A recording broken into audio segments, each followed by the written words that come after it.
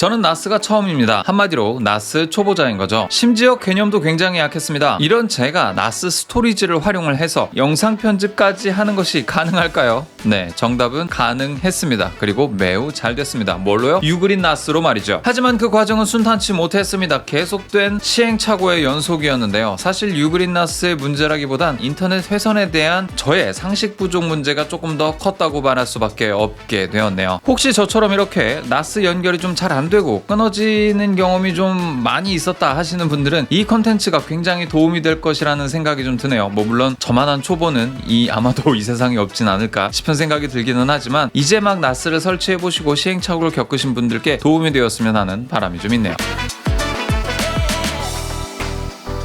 전공 구독과 좋아요. 이 나스의 핵심이라고 볼 수 있는 CPU는 인텔 펜티엄 골드 8505가 탑재되어 있습니다. 성능으로 따지자면 그래도 꽤 준수한 CPU라고 정평이 나 있는 제품이라고 해요. 5코어 5스레드에 부스트 4.4기가까지 올라가는 CPU가 탑재되어 있습니다. 사실 이 정도면 그냥 미니 PC라고 해도 될 만큼 상당히 준수한 성능이라고 해요. CPU 벤치마크 페이지에 들어가서 살펴본 결과 거의 i5 10500 그러니까 1500Ti 버전과 거의 비슷한 성능이라고 보여지고 있고요. 라이젠 5 3350Ge 버전보다 성능이 살짝 떨어지는 정도라고 하네요. 그러니까 나스에 기본적으로 탑재된 앱이 돌아가는 데 있어서는 그렇게 큰 문제가 되진 않을 걸로 보이네요. 메모리는 8기가가 기본 장착이 되어 있고요. 최대 64기가까지 추가가 가능하다고 이야기가 나오네요. 단 이거 마련하려면 이 나스 값보다 더 비싼 값을 치러야 한다는 점은 기억하고 가시길 바랍니다. 베이는 4개로 최대 120TB까지 인식이 가능하다고 해요. 베이 하나당 30TB 하드를 장착할 수 있다고 나오는 거죠. 레이드 제로로 묶을 경우 최대 120TB까지 사용 가능하다는 점이고요. M.2 슬롯 역시 2개까지 꼽을 수 있고 하나의 슬롯당 최대 8TB짜리 SSD를 장착을 할 수 있습니다. 와, 이건 얘기만 들어도 사실 이 스펙으로 나스를 꾸밀 수 있다면 정말 꿈만 같은 일이 될 것 같은데요. 가격 역시 꿈만 같은 가격이 나옵니다. 30TB짜리 하드 4장이 총 700만원이고 8TB짜리 M.2 SSD가 2개 합쳐서 600만원이고요. 이 하드 통 자체가 100여만원, 램이 64기가로 탑재하게 되면 100만원이 추가가 돼서 총 이 모든 금액을 합쳤을 때 1,500만원이란 금액이 나오게 됩니다. 이거 어지간한 슈퍼컴퓨터 그냥 맞출 수 있는 정도의 금액인데 굳이 이렇게까지 대용량이 필요할까요? 그런데 테라바이트 단위로 가격을 매겨보면 그래도 리즈너블한 가격이라고 볼 수 있습니다. 1TB당 12만원의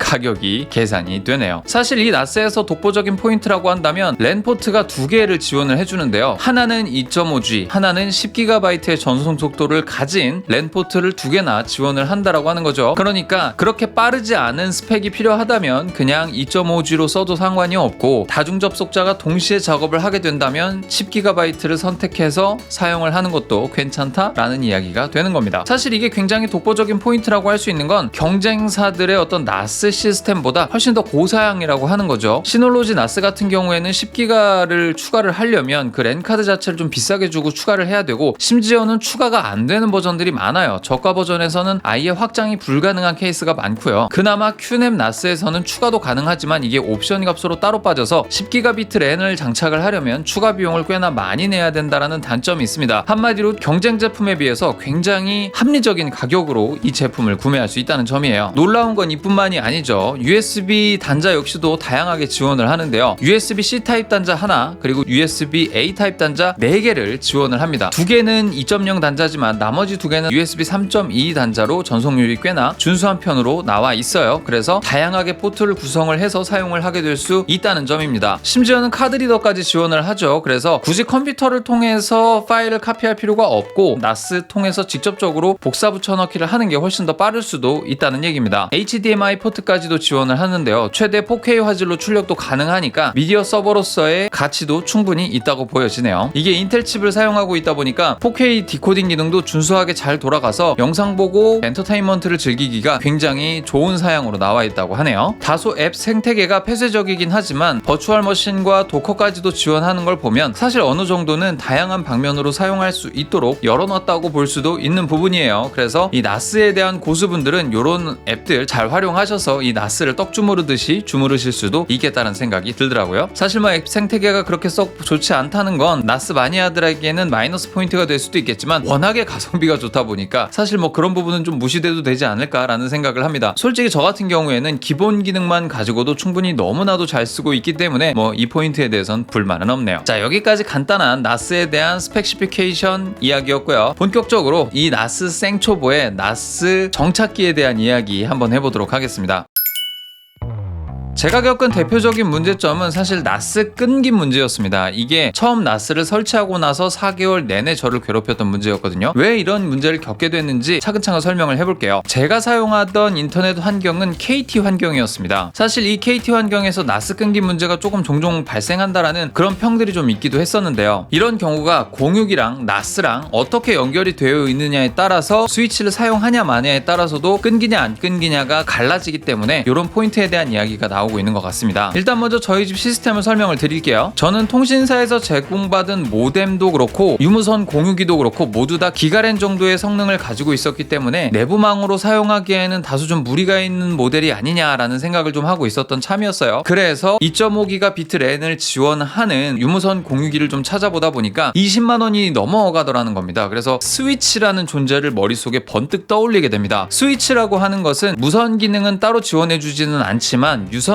여러 기기를 한 망에다가 묶어주는 역할을 하는 그런 기기라는 정보를 알고 있었던 참이었어요. 하지만 사실 저의 지식은 50%만 아는 반쪽짜리 지식이었다는 걸 이번 경험을 통해서 확실하게 알게 되었습니다. 특히나 제가 구매했던 넥스트 U라고 하는 스위치가 저가형인데다가 2.5기가 비트랜을 지원을 해서 굉장히 괜찮다고 생각을 하면서 구매를 했어요. 실제로 사용해봐도 나쁘지 않은 제품이었습니다. 바로 이 제품인데요. 추천드릴만 합니다. 지금은 바꿨지만 이게 뭐 10기가까지도 지원하는 이 광통신 포트까지 이렇게 지원을 해주고 있어서 가성비 면에서는 좀 탁월하다라는 느낌을 좀 줄 수가 있는 부분이에요. 그리고 맥이 이제 C타입 단자밖에 없기 때문에 이 맥도 유선으로 연결이 되어야 이 나스와 직접적으로 연결이 돼서 네트워크 폴더를 파인더에다가 등록을 할 수 있는 상황이었어요. 그래서 강원전자의 19,000원짜리 2.5기가 비트랜을 지원하는 그런 제품이었어요. 자, 뭐 사실 여기까지 보면 뭐 그렇게 이상할 건 없다라는 생각이 드시죠. 뭐 그냥 나름대로 준수하고 저렴한 제품 잘 구입했네라고 생각을 하실 텐데 이 상황에서 문제점이 하나둘씩 발생을 합니다. 평온하게 나스 셋업을 가이드대로 잘 마치고 폴더도 SMB로 잘 등록을 해서 열심히 편집 작업에 몰두를 하고 있었어요. 그리고 초반 같은 경우에는 모든 자료들을 다 나스에다 때려 박았던 작업도 했었기 때문에 한 2, 3일 동안은 정말 주구장창 카피만 했습니다. 그런데 그때는 별다른 문제가 발생하지 않았어요. 그런데 편집을 하다가 갑자기 딱 드랍이 되면서 연결이 끊겼다는 메시지가 자꾸 뜨는 거예요. 처음에는 대수롭지 않게 넘겼어요. 뭐 많이 끊겨봐야 하루에 한 번, 뭐 두 번 정도 뭐 이렇게 끊기는 정도였으니까 신경은 쓰이지만 견딜만한 수준이었단 말이죠. 그런데 일주일이 지나고 2주일이 지나고 시간이 점점 지나면서 얘네들이 끊기는 횟수와 빈도가 점점 늘어나게 됩니다. 최근 같은 경우에는 정말 5분 간격으로 접속이 끊길 정도로 굉장히 심각해진 상태였어요. 그래서 이 문제를 진짜로 중간에 해결하려고 다분히 노력을 했습니다. 제가 뭐 이렇게 인터넷을 찾아보거나 뭐 이렇게 하는 게 뭐 영어를 잘하는 것도 아니고 그래서 클로드의 힘을 빌리기로 했습니다. 클로드가 뭐 이것저것 얘기를 좀 많이 해주더라고요. 뭐 고정 IP를 해봐라, 뭐 타임아웃이 문제다. 그러니까 이제 뭐 맥의 시스템 파일들을 건드려서 뭐 SMB의 타임아웃 시간을 좀 잡아줘라. 여러 가지 얘기들을 막 늘어놓게 됩니다. 그래서 막 터미널 가가지고 막 클로드가 알려주는 코드 막 떼다 붙여넣어가지고 파일도 생성해보고 뭐 세팅도 바꿔보고 어디 들어가서 에디트 들어가서 바꿔보기도 하고 수많은 짓거리를 했어요. 그런데도 이 끊어짐 현상이 해결이 당초 안 되는 겁니다. 그렇게 여러 번의 시도를 하던 끝에 클로드가 물어보게 돼요. 너 이더넷 어댑터 뭐 쓰니? 그랬더니 내가 강원전자 거 19,000원짜리 써 이렇게 얘기를 했더니 야, 그거 안 좋은 거야. 리얼텍 칩은 맥이랑 상성이 너무 안 좋아.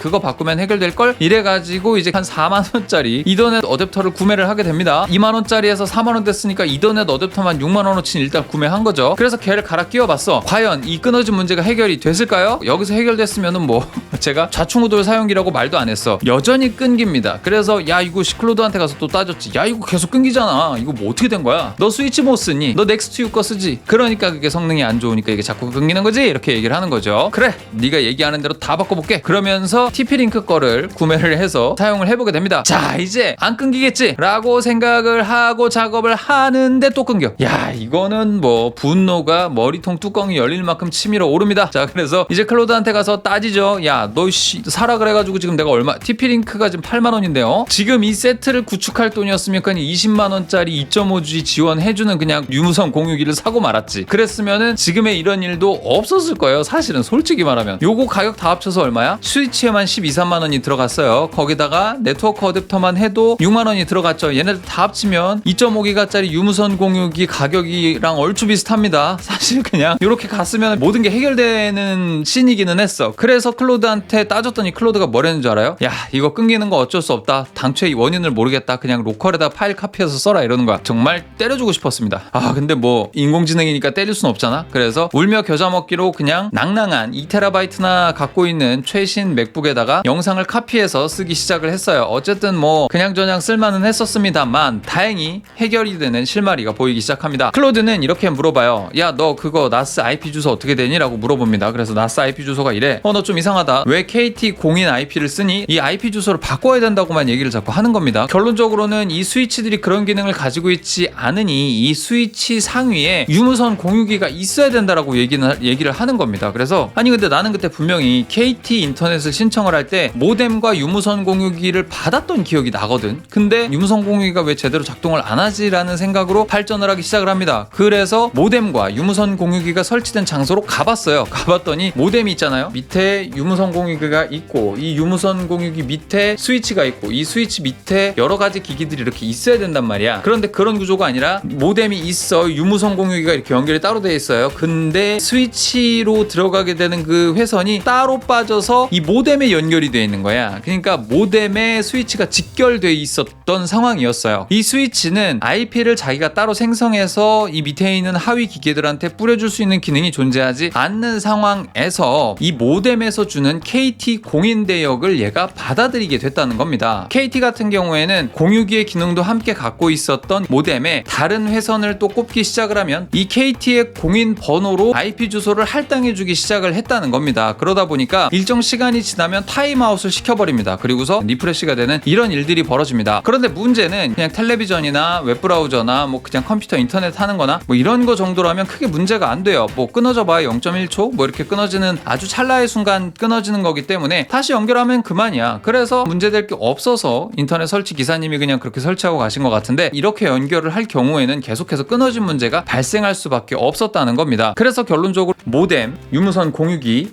스위치 이렇게 일렬로 연결을 한 다음에 이 스위치 밑에서 업무에 관련된 제품들이 줄줄이 묶여 있어야 얘네들이 제대로 된 동작을 스위치 안에서 할 수 있다. 그러니까 유무선 공유기가 배포해주는 내부망 IP 192나 172로 시작하는 내부망 IP를 받아서 운영이 되어야 이 리프레시가 되는 현상을 억제할 수 있다라는 이야기가 되는 겁니다. 사실 이런 KT의 특성 때문에 다른 인터넷 상품을 쓰시는 분들 대비 KT를 쓰시는 분들은 이런 끊어진 문제를 자주 경험한다는 리포트가 있어요. 그래서 혹시나 비슷한 경험을 겪으신 분들이 계시다면 댓글로 한 번씩 남겨주신다면 감사드리겠습니다. 저는 일단 영상 작업자입니다. 그러다 보니까 나스를 작업용으로 주로 사용을 하게 되는데요. 저는 끝난 프로젝트라고 하더라도 한 1년 정도는 파일을 갖고 있는 편이었습니다. 때문에 옛날에는 하드가 여러 개로 분산되어 있다 보니까 예전에 했던 프로젝트가 어느 하드에 있지? 라는 부분이 굉장히 헷갈리는 부분이었어요. 그래서 혹시나 한 6개월 정도 지나가지고 클라이언트가 요것 좀 수정 혹시 나중에라도 가능한가요? 라고 물어봐서 그러면 사실 저는 이제 그거 이제 있으면 이제 주고 없으면은 그냥 많은 그런 타입인데 그래도 한번 좀 달라고 하면은 또 안 주면 좀 그렇잖아. 그러니까 한 1년 정도는 의뢰 보관을 해줍니다. 그래서 지금의 나스에도 그렇게 쌓여있는 한 1년 안쪽에 된 그런 프로젝트들이 절반 정도는 그런 프로젝트로 쌓여져 있어요. 그리고 개인적인 어떤 장기 보관 자료들 이런 것들 포함해서 한 50%가 스토리지를 먹고 있고 나머지 20-30%가 액티브 자료로 채워져 있습니다. 그리고 나머지 10%는 이제 빈 공간이 돼 있고 또 나머지 10%는 스페어 공간으로 채울 수 없는 공간으로 잡혀져 있어요. 이 나스가 안정성을 위해서 나머지 10% 공간 즉 2TB 정도 되는 공간은 반드시 남겨놓는 방식으로 세팅이 되어 있습니다. 그래서 20TB까지만 쓰게 되면 더 이상 쓸 수 없다라고 경고 메시지가 뜨면서 다른 파일들을 지워라 라고 이렇게 안내 메시지가 뜹니다. 그래서 사실 실상으로는 20TB 정도만 사용을 하고 있는 거예요. 아니 8TB짜리 4개 박아가지고 32TB인데 왜 20TB밖에 못 쓰냐 라고 하시겠지만 8TB는 페리티 하드라고 해서 레이드 5로 묶게 되면 없는 하드가 됩니다. 일종의 백업 하드라는 생각을 하시면 되고요. 그리고 그 중에서 용량 관계 문제상 한 2TB 정도가 없어집니다. 그러니까 나머지 24TB에서도 2TB 정도가 빠지게 되죠. 그런 상황에서 이 전체 용량의 10%는 안전 영역으로 남겨놔야 되기 때문에 그 2TB도 역시 빠지게 되는 겁니다. 한마디로 32TB를 집어넣었지만 유효한 사용 용량은 20TB 정도라는 거예요. 야, 그럼 용량 60TB 쓰다가 20TB 쓰면 너무 용량이 작지 않냐? 이렇게 생각하실 수도 있는데 이 한 곳에 이 용량이 모두 몰려있다 보니까 효율적으로 이 폴더 트리를 엮어놓고 사용을 하게 됩니다. 그래서 오히려 옛날에 쓸 때보다 훨씬 더 용량은 효율적이 됐고 파일은 찾기 쉬워졌고 또 지워야 될 건 또 명확하게 지울 수 있도록 표시가 되다 보니까 너무도 효율적으로 편리하게 사용을 하고 있다는 겁니다.